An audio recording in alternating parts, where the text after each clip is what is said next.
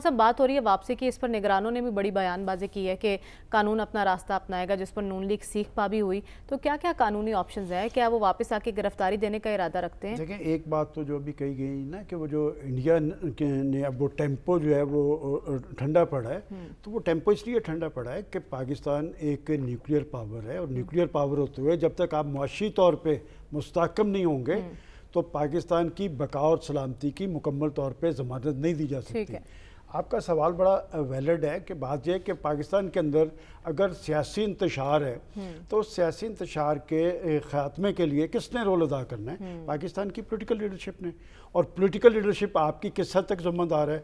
जिस शख्स के बारे में कहा जा रहा है कि वो पाकिस्तान आ रहा है, वो इनकलाबी लीडर है, असल में हमारे यहाँ ना सबसे आसान काम, मैं जर्नलिज्म 40 साल हो गए कि जी हमने सियासतदानों को मुर्द इल्ज़ाम ठहराना है, हमने प्राइम मिनिस्टर को मुर्द इल्ज़ाम ठहराना है, हमने चीफ मिनिस्टर को कराना है। यहाँ तक जो तबाही हुई है, हम इस नैज पे पहुँचे, सबका अपना अपना रोल है। देखें, बात ये पाकिस्तान की क्या ये सूरत हाल इससे पहले थी और क्यों कर हुई? देखें, मैं आपके प्रोग्राम में पहले भी कह चुका हूँ कि भाई एक नई पार्टी आई कि दो पार्टीज़ ने कहा जी इन्होंने मुल्क को लूटा है।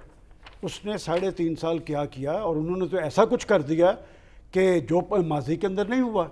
और जहाँ तक कि हम अपने सिक्योरिटी इदारों की बात करते हैं, ये बात दुरुस्त है कि सिक्योरिटी इदारों ने एक नहीं 2 जिम्मेदारियों ने संभालनी पड़ी है कि अगर वो गल्फ़ के ममालिक से उनके अच्छे तल्लुकात हैं या पाकिस्तान की मईशत के हवाले से, भाई उन्होंने कोई कमी छोड़ी है ना, उन्होंने कोई गलत किया है ना जिसकी वजह से। और देखें, बात यह कि वो सिर्फ सिक्योरिटी का जिम्मेदार नहीं, इनके गैर जिम्मेदाराना तर्ज अमल की वजह से वो पाकिस्तान की मईशत के हवाले से भी एक मौसर रोल अदा करते नजर आ रहे हैं। लेकिन ये मुस्तकिल बुनियादों पर नहीं होगा। पाकिस्तान के अंदर सियासत बामकसद होनी चाहिए, चोर दरवाजे बंद होने चाहिए। नवाज शरीफ साहब आ रहे हैं बामकसद जी, नवाज शरीफ साहब आएंगे। नवाज शरीफ इस मुल्क की सियासी हकीकत है, नवाज शरीफ इस मुल्क की सियासी हकीकत है। और नवाज शरीफ के दौर में कभी मसाइल ऐसे नहीं हुए थे, रोटी दाल का मसला नहीं हुआ था। दहशतगर्दी में कराची के अंदर दहशतगर्दी खत्म हुई है, तो नवाज शरीफ का दौर था। बुनियादी फैसले हमेशा हुकूमतें करती है और फिर उन फैसलों पे अमल दरामद पाकिस्तान के अदारे करते हैं। हम अगर ये बात हर दफ़ा कहेंगे जी वो जी अदारे भी पाबंद आइन पाकिस्तान के तहत, हमें कोशिश ये करनी चाहिए कि पाकिस्तान के अंदर एक क्रेडिबल लीडरशिप होनी चाहिए। एक क्रेडिबल लीडरशिप की जद्दोजहद की वजह से पाकिस्तान मार्ज़ वजूद में आया था। ठीक है। आज आखिर पाकिस्तान इस नैज पे पहुंचा है तो गैर जिम्मेदाराना लीडरशिप थी। क्या पाकिस्तान के रियासती इदारों के पे कभी सियासी जमातें हमलावर हुई थी? इससे पहले कोई ऐसी मिसाल मौजूद है? मैं समझता हूँ जब तक पाकिस्तान की सियासी लीडरशिप बामकसद सियासत मुतारफ नहीं करवाएगी और पाकिस्तान के 24 करोड़ अवाम के मसाइल के साथ अपनी हुकूमत को और अपनी सियासत को हम मांग नहीं करेगी, ना पाकिस्तान की मईशत बहाल होगी, ना पाकिस्तान आगे की तरफ चलेगा।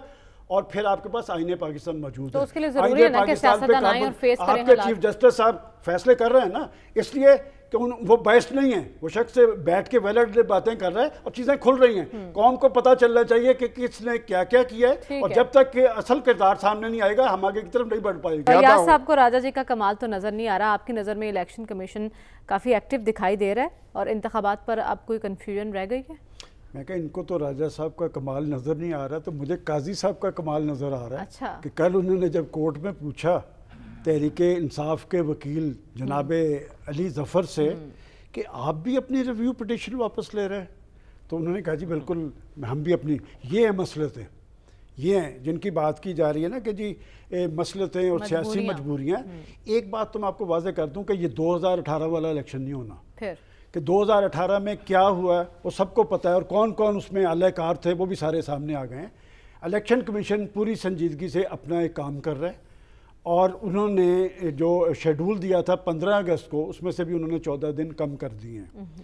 अब बात यह कि इलेक्शन के रिजल्ट्स तो नज़र आ रहे हैं। देखें, मैं आपको मुसलसल एक बात कह रहा था कि पीटीआई इलेक्शन का हिस्सा होगी, बल्ला भी इलेक्शन का हिस्सा होगा, लेकिन वो जो कायदे तहरीक है ना, उनके केसेस बड़े संजीदा है। और वो जो हम यहाँ पर बात कर रहे थे कि रियासती इदारों को कभी इस तरह टारगेट नहीं था किया गया, वो तो आइन और कानून का मसला है, वो अदलिया का मसला है। तो बात यह कि लेवल प्लेइंग फील्ड पार्टीज़ को मिलती है, वो शख्सियात को नहीं मिलती। ना इन्हें पाकिस्तान में लिखा हुआ है, ना पॉलिटिकल पार्टीज़ एक्ट में लिखा हुआ है। तो बात यह कि पार्टीज़, इसकी सबसे बड़ी मिसाल खुद 2017 में इस पाकिस्तान का इलेक्टेड लीडर था, आपने उसको लहल कर दिया। उसने तो जाकर नहीं कहा कि जी मैं किसी रियासती इदारे पे जाके कर लूँ, हमला कर दूंगा। वो पीछे हट गया, इलेक्शन हुआ, तो इलेक्शन होने के नतीजे में वो दूसरी बड़ी पॉलिटिकल पार्टी बनी और पंजाब की अक्सरियती पार्टी बनी है।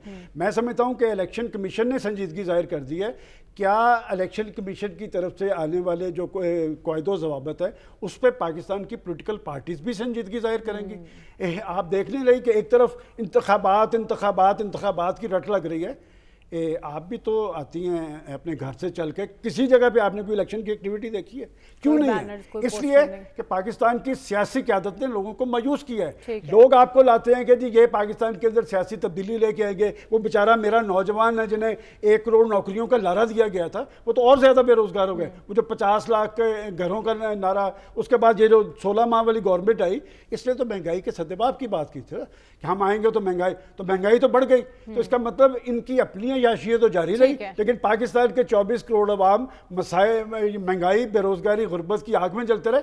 जरा पॉलिटिकल पार्टीज आएं, लोगों से जाके मिलें और पता करें कि उनके घर, पहले दरवाजा नॉक करें, पूछें कि आपके चूल्हा जल रहा है, आपके घर वालों ने 2 वक्त की रोटी खाई है,